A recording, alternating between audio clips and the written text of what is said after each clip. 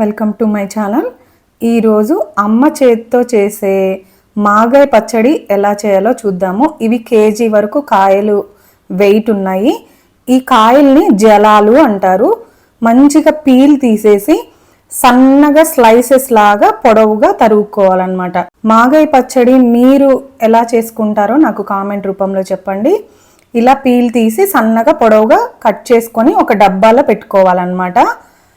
ఇలా చూపిస్తున్నాం కదా, అలాగా ఈ ముక్కలన్నిటికీ సరిపడినంత ఒక స్పూన్నర వరకు పసుపు, అలాగే ఒక గ్లాస్ పావు గ్లాస్ దాకా ఉంది దానంతా ఉప్పు వేసాము. ఇవి మంచిగా రెండు కలుపుకోవాలన్నమాట. ఇది నైట్ చేస్తున్నాము. ఈ ప్రాసెస్ అంతా ఒక డే అంతా ఇలాగా ఊరనిచ్చి మూత పెట్టి పక్కన పెట్టుకోవాలి. ఓవర్ నైట్ అంతా ఊర పెట్టేసి నెక్స్ట్ డే ఆ మ్యాంగో ముక్కలన్నీ ఇట్లా పిండేసి కవర్ మీద ఎండలో ఒక డే అంతా ఎండ పెట్టుకోవాలి. అలాగే ఇది నెక్స్ట్ డే ఈవినింగ్ అన్నమాట ఈ ప్రాసెస్ అంతా పచ్చడి. అలాగే పచ్చడిలోకి తాలింపు వేసుకోవాలి. శనగ నూనె వాడతాము మేమైతే. తాలింపు వేసి మంచిగా చల్లారబెట్టి పెట్టుకోవాలి. ఇక్కడ మా అమ్మమ్మ ఎల్లిపాయలు ఒలుస్తుంది. ఒక 4 గడ్డల వరకు ఎల్లిపాయలు కావాలి. అలాగే 3 స్పూన్ల వరకు ఆవాలు, ఒక 1.5 స్పూన్ వరకు మెంతులు, అవి డ్రై రోస్ట్ చేసి పక్కన పెట్టుకున్నాము. ఇలా పొడి చేసాము. అలాగే కారము 3/4 గ్లాసు తీసుకోవాలి. వెల్లిపాయలు ఇంతాక చూసాం కదా, అవి మిక్సీ పట్టి పెట్టుకోవాలి. ఇవి మ్యాంగోల్ది మనం ఫస్ట్ పిండుకున్న వాటర్ ఉన్నాయి కదా, అవన్నమాట.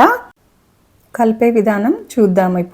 ఇప్పుడు మనకు కావాల్సినవన్నీ అన్ని దగ్గర పెట్టుకొని మొత్తం కలుపుకోవాలి. మనం మామిడికాయలు పిండిన జ్యూసు, ఆ డ్రై చేసిన మామిడికాయ ముక్కలు, అలాగే మనం కొలిచి పెట్టుకున్న కారము, మెంతి పొడి, ఆవపిండి, ఇవన్నీ వేసుకొని మంచిగా కలుపుకోవాలండి. ఉప్పు కూడా కొంచెం సరిపోయేలాగే ఉండిద్ది.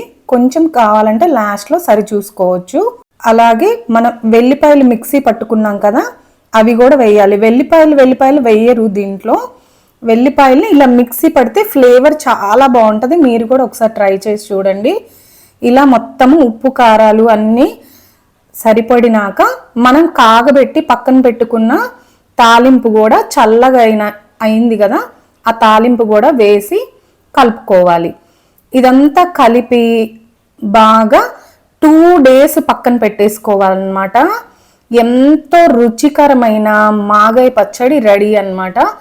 ఇది సంవత్సరం పాటు నిలవ ఉండిద్ది. Thank you for watching.